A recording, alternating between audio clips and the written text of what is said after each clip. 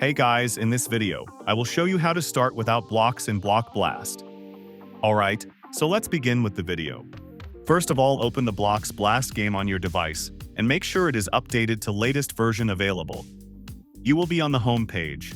So here currently we have two modes. If I click on the Adventure mode, and as you can see, I currently start with blocks. However, if you don't want to start with any blocks and you want to keep it casual, so go back, and if I choose the classic mode here, as you can see, I don't start with any blocks on my screen, and basically I begin from complete scratch. So if you want to begin without any blocks on your screen in Block Blast, you want to select the classic mode. However, if I go back and go into Adventure and here choose the 5th level and again, I replay the level, it is going to begin with some blocks on it. So that's basically how you can start without blocks in Block Blast. So that's all for this video.